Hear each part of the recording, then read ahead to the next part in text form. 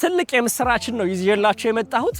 አሚባራ ፕሮፐርቲስ እየገነባ ባለው ግዙፍ መንደር እንደምታዩት የተገነቡት አፓርትመንቶች አሉ፣ ኤርታሌ ኤ እና ቢ የምንላቸው ብሎኮች። አሁን ደግሞ ሙሉ መንገዱን ዳር ይዞ የሚገነባ 21000 ካሬ ላይ ያረፈ ከተማ ውስጥ አንደኛ ሊባል የሚችል በጣም ትልቅ የሆነ የንግድ ማዕከልን ለሽያጭ አውጥተናል። እንደምታዩት የ40 ሜትር መንገድ ነው ፌስ የሚያደርገው የንግድ ማዕከሉ። የአረንጓዴ የታጠረው አጥር ማለት ነው።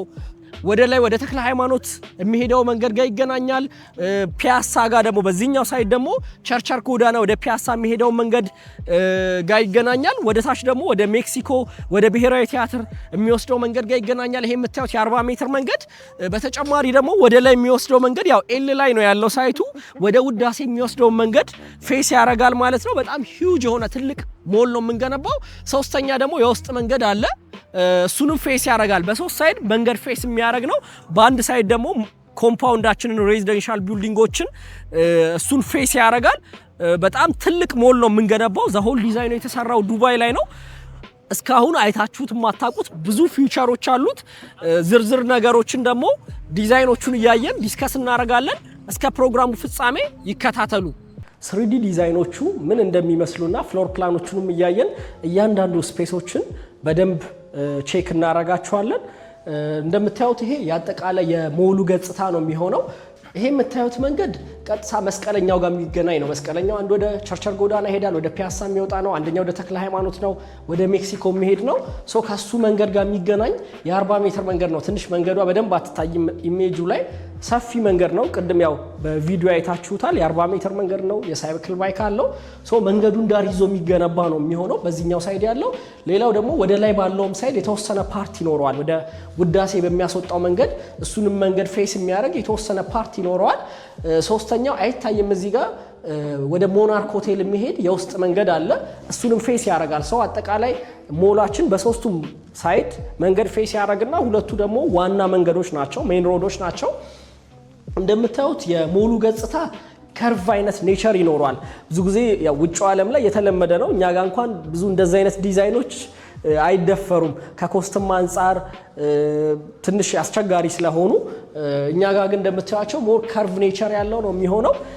ስታንዳርዱ አጠቃላይ በዱባይ ሞል ስታንዳርድ ነው የተሰራው። ዘሆል ዲዛይኑ የተሰራው ኢንቲግሪቲ የሚባል ድርጅት ዱባይ ላይ ነው ዲዛይን ያደረገው። ያው ሌሎች አጠቃላይ ዘሆል ኮምፓውንዱን በዛ መንገድ ነው ዲዛይን የተደረገው። የምታዩት እነዚህ ኤርታሌ ብሎክ እና አሰብ ብሎክ ናቸው። ኤርታሌ ብሎክ ኦልሞስት አሁን ላይ ቻክ ላይ ደርሰናል። ሶ ከዚህ ከሬዚደንሻሎቹ ሰፓሬት የሆነ ነው ኮሜርሻሉ የሚሆነው። ወደ 21000 ካሬ ላይ ነው የሚያርፈው። በጣም ትልቅ ነው። እንደምታዩት በዚህኛው ሳይድ በዋናው መንገድ በኩል 25 ሜትር የሚያክል ትልቅ መግቢያው ኢንፋሳይዝ እንዲሆን የከርቭ ፓርት ገብቶ እዚህኛው ሳይድ ላይ ነው መግቢያው የሚሆነው። እንደምታዩት በጣም ሂውጅ ነው። መግቢያው ላይ ፋውንቴን ይኖራል። ሰው መንገደኛ በዛኛው በቸርቸር ሳይድ የሚመጣም የትኛውም ሰው ከየትኛውም ሳይድ ላይ መግቢያው እንዲታይ ሞር ኢንፋሳይዝ ተደርጓል። በጣም ሂውጅ የሆነ ጌት ይኖረዋል ማለት ነው። አጠቃላይ ሞሉ 4 መግቢያ ይኖረዋል። አንደኛው በዚህ ሳይድ ነው፣ ሁለተኛው በዚህ ኮርነር ነው። ሌላው ደግሞ በውስጥ መንገድ በኩል ሶስተኛው መግቢያ ይኖራል። አራተኛው መግቢያ ደግሞ በዚህኛው በኩል ነው። ይሄ ደግሞ የሃይ ራይዝ ቢልዲንጉ ትልቅ የምንገነባው ሃይ ራይዝ ኦፊስ ታወር ይኖራል። የሱ መግቢያ ራሱን የቻለ ደግሞ በዚህ በኩል እንደምታዩት ራሱን የቻለ መግቢያ ይኖረዋል ማለት ነው። በጣም የተለዩ ብዙ ፊውቸሮችን አካቶ የተሰራ ዲዛይን ነው። ግራውንዱ ላይ ሲሊንግ ሃይቱ 5 ሜትር ከ70 ነው። ያ ማለት 2 ፎቅ የአንድ ቤት ከፍታ ነው የሚሆነው። የአንዱ የግራውንዱ ከፍታ የ2 ቤት ከፍታ ያህል ነው። ሶ ኢንኬዝ እንኳን ግራውንድ ላይ ገዝቶ ሱቁን 2 ፍሎር ማድረግ የሚፈልግ ሰው 2 ፍሎር ማድረግ ይችላል። በውስጥ በኩል የራሱን አነስ ያሉ ደረጃዎችን ሰርቶ 2 ፎቅ ማድረግ ይችላል ማለት ነው። ያ ማለት እንግዲህ አንድ የገዛ ነው ሱቅ የ2 ደብል ማድረግ ይችላል። 30 ካሬ ገዝተን ፎቅ ሲሆን 60 ካሬ ይሆንልናል ማለት ነው። ያም ቻንስ ተሰጥቶናል። የተለያዩ ብራንዶች ናቸው የሚገቡት። እስቲ ሌሎቹ ደግሞ ኢሜጆችን እናያለን። ይሄ የምታዩት ዋናው ጌቱ ነው። በጣም ሂውጅ ነው። ሰው ከውጭ ነው የሚያየው። ዋናውን ጌት ሲያይ የአይስኬቱ ስፍራ ነው የሚያየው። አይስኬት ይኖረናል። በጣም ትልቅ አይስኬት ይኖረናል። አዲስ አበባ ላይ እንደሚታወቀው ምንም አይነት አይስኬት እስካሁን የለም። እንግዲህ ካልተቀደምን እኛ ፈርስት የምንሆነው እኛንን። በጣም ትልቅ ነው። ምናልባት ውድድሮቹም የአይስኬት ውድድሮች ሲኖሩም ማዘጋጀት በሚያስችል ስታንዳርድ ነው የሚሰራው። ስለዚህ ሞል ውስጥ ያሉ ሱቆች እሱን የሚከቡ ሱቆች አሉ። ኦፕን ዳውን ስለሆነ ከታች እስከ ላይ ድረስ ከሁሉም ፍሎሮች ላይ አይስኬቱ ይታያል። ሶ ከውጭም ሁነን በመስታወት አሻግረን አይስኬቱን እናየዋለን። ይሄ የምታዩት የሆነ ከርቭ ኔቸር ያለው ከህንፃው ዲዛይን ጋር አብሮ ማች የሚያደርግ ጌት ይኖራል።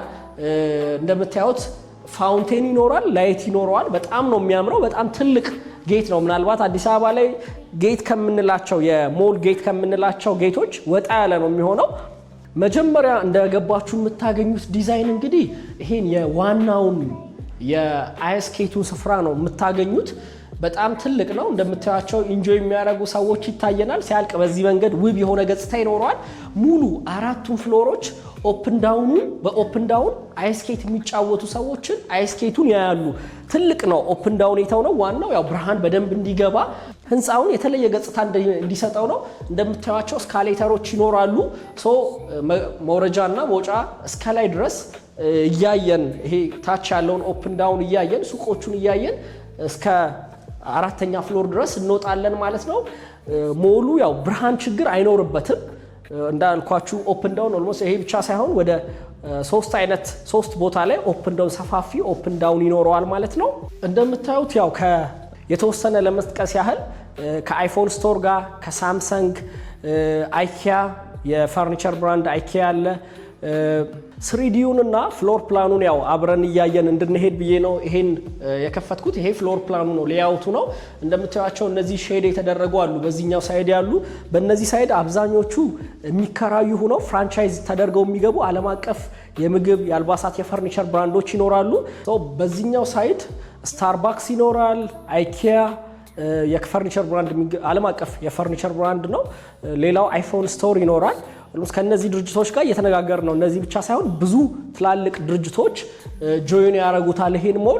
ሰፋፊ የሆኑ ካሬዎችን ለነሱ አዘጋጅተናል በኪራይ መልክ ገብተው ሞላችንን ጆይን እንዲያደርጉ። እነዚህ መኖራቸው ምንድነው አድቫንቴጁ? እዚህም ለሚገዙ ሰዎች የሚታወቁ ዓለም አቀፍ ብራንድ ስለሆኑ የተለያዩ ከውጭ የሚመጡ ሰዎች ምናልባት ከተለያየ ዓለም ክፍል ላይ በኢትዮጵያ አየር መንገድ ትራንዚት ሲያደርጉ ይሄ ሞል እንዲጎበኛ ያደርጋል። ዓለም አቀፍ ብራንዶች ስላሉ ሰው እነዛን ለመጎብኘት የሚመጡ ሰዎች፣ እነዚህ ጋር ለመግዛት የሚመጡ ሰዎች እዚህ ላይ ያሉ ስቶሮችንም ይጠቀማሉ ፎር ሹር። ሶ ትላልቅ ብራንዶች መግባታቸው በጣም እዚህ ሱቅ ላይ ኢንቨስት ለሚያደርግ ሰው አንድ ትልቅ አድቫንቴጅ ነው የሚሆነው።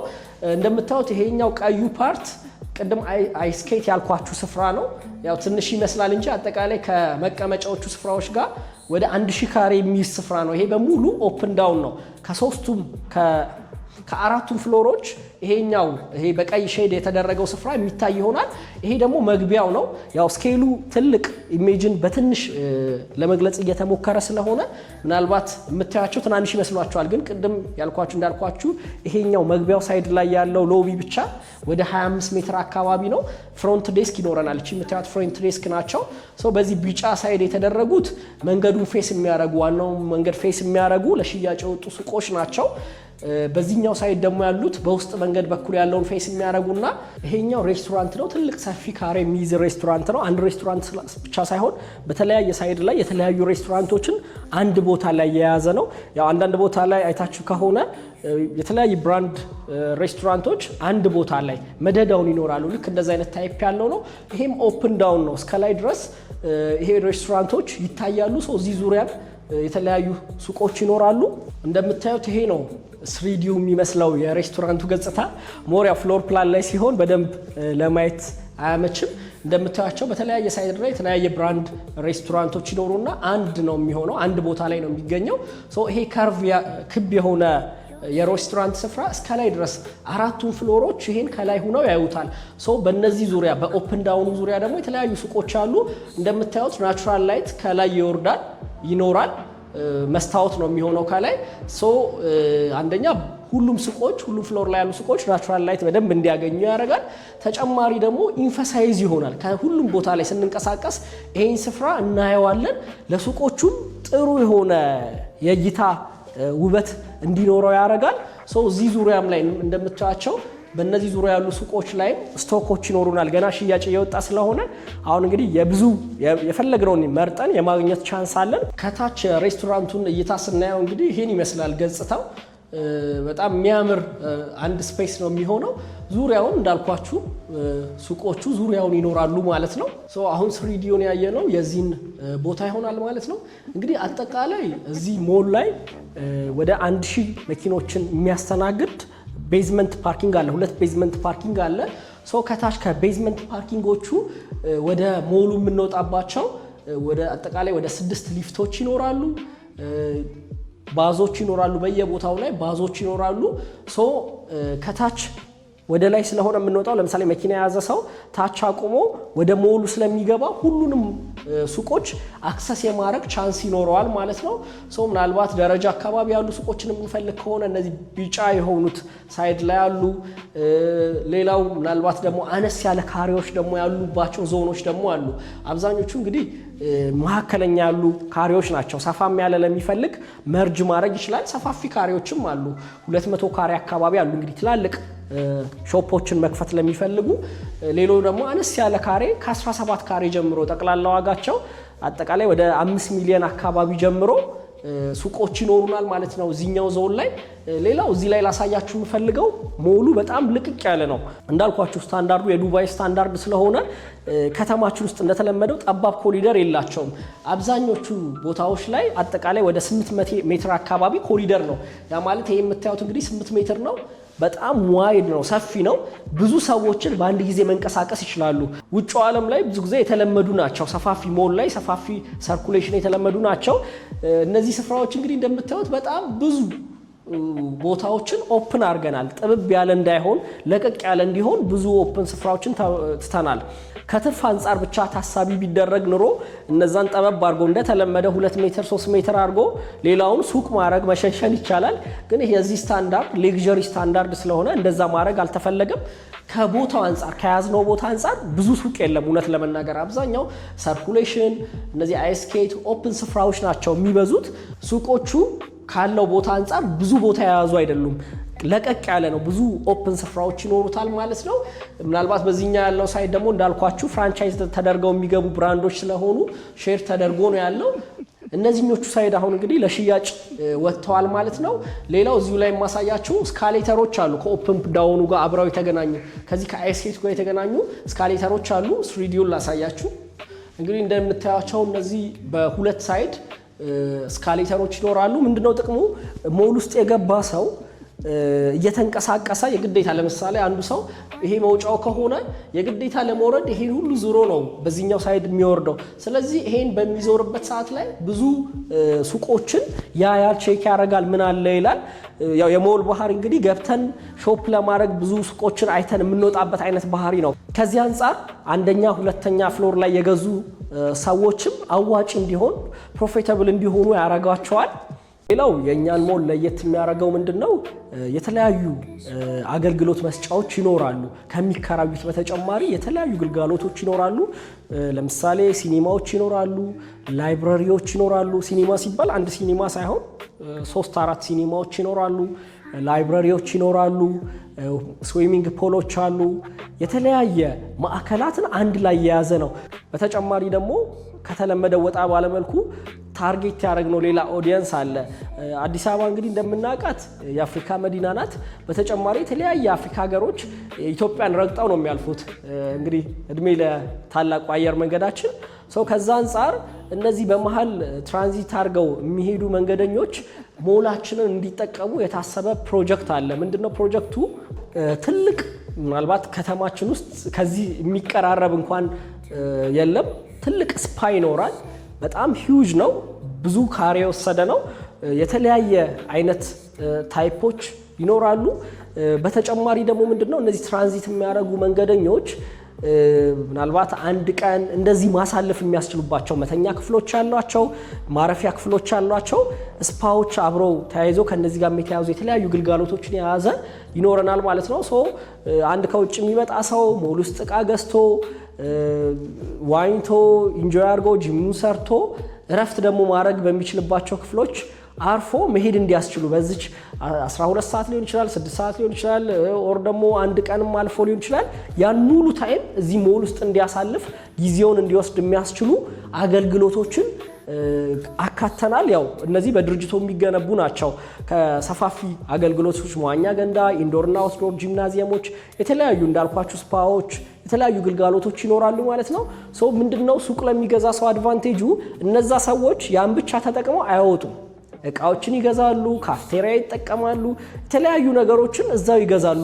በተለይ ደግሞ እነዚህ ከውጭ የሚመጡ ሰዎች እዚህ ሀገር ምን ርካሽ ነገር አለ፣ ምን ይዘን እንሂድ የሚል አይዲያ ስለሚኖራቸው ሞሎቹን ተዘዋውሮ አይተው ነው። ያው ውጭ የምትሄዱ ሰዎች ብዙ ጊዜ ኤርፖርት ላይ በሚኖራችሁ ታይም ሞሎችን አክሰስ ታደርጋላችሁ። ትራንዚት ሲኖራችሁ እዛ ሀገር ላይ ጥሩ ፕራይስ አላቸው የሚባሉ ነገሮችን ገቢታችሁ ነው የምትወጡት። ልክ በተመሳሳይ መልኩ ያን ነገር ነው ለመፍጠር ታሳቢ የተደረገው።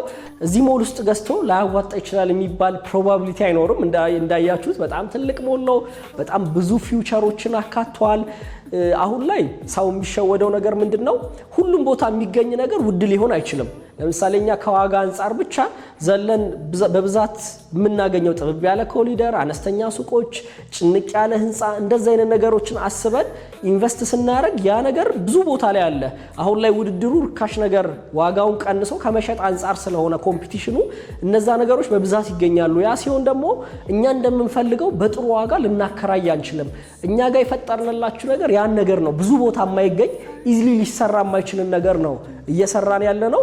የኛም ታርጌት ኦዲየንስ ዋጋን ብቻ አሳደው የሚመጡ ሳይሆኑ ሞር ኳሊቲ ዋይዝ ምን አይነት ፊውቸሮች አሉ ብለው መርጠው የሚመጡ ሰዎች፣ በምን አይነት ስታንዳርድ ነው የምትገነቡት ብለው የሚመጡ ሰዎች ናቸው የኛ ታርጌቶች። ከዛ አንፃር እንግዲህ እንደምታዩት በጣም ለየት ያለ ብዙ ቦታ ያላያችሁት በተለይ ከተማችን ላይ ከዚህ በኋላ ካልሆነ በስተቀር ከዚህ በፊት ያልታየ ብዙ ፊውቸሮችን አካተን የመጣ ነው። ያው የብዙዎቻችሁ ጥያቄ የሚሆነው እዚህ ጋር ተያይዞ ይሄን የመሰለ ነገር በስንት እንገዛለን፣ ስንት ነው ዋጋው የሚለው ነገር ነው። አሁን ላይ ለተወሰኑ ሱቆች የወጡ ዲስካውንቶች አሉ። ኦልሞስት በቁጥር ደረጃ 10 ሱቅ አሁን ቺን 2 ቀን ተሽጧል። አንድ 30 ሱቆች ይቀራሉ። እነዚህን 30 ሱቆች በዲስካውንት ዋጋ፣ ዲስካውንት ስንል ትንሽ የሚባል ዲስካውንት አይደለም፣ የማስታወቂያ ሽያጭ ነው። ያው ትልቅ ሞል ስለሆነ የግዴታ ፕሮሞት ማድረግ ስለሚያስፈልግ በጥሩ ዲስካውንት ነው ለሽያጭ የወጣው። ይህ ቻንስ እንዳያመልጣችሁ እመክራለሁ። በዋጋ ደረጃ ከ5 ሚሊዮን ብር ጀምሮ ጠቅላላ ዋጋ የሱቅ ኦፕሽኖች ይኖሩናል። አከፋፈላችን የሚሆነው ቤዝድ ኦን ታይም ነው የሚሆነው። በ2 ዓመት ተኩል ነው ሱቆቹን ለብቻ ለማጠናቀቅ ያሰብነው። በዛን ጊዜ ነው እስከዛን ጊዜ ነው ከፍለው የሚያጠናቅቁት። ያሉትን ዝርዝር መረጃዎች ደግሞ እንዲያገኙ ከስር ባለው ስልክ ቁጥር ይደውሉልኝ። እኔ አብርሃም እባላለሁ። የአሚባራ ፕሮፐርቲስ የሽያጭ አማካሪ ነኝ። ፕሮግራሙን ስለተከታተላችሁ ከልብ አመሰግናለሁ። መልካም ጊዜ። የምንገነባው ግዙፍ ሞል ላይ ጆይን ማድረግ የምትፈልጉ ከዚህ በፊትም የገዛችሁ ደንበኞች፣ አዳዲስም ጆይን ማድረግ የምትፈልጉ ደንበኞች እንዳልኳችሁ በታላቅ ቅናሽ ነው ይዘን የቀረብነው። ለተወሰኑ ሱቆች ነው ይህ ቅናሽ የወጣው። ይህን ቻንስ እንድትጠቀሙ መክራለሁ። ከስር ባለው ስልክ ቁጥር እየደወላችሁ አብርሃም ብላችሁ ደውሉልኝ። የአሚባራ ፕሮፐርቲስ ሲኒየር የሽያጭ አማካሪ ነኝ። አመሰግናለሁ።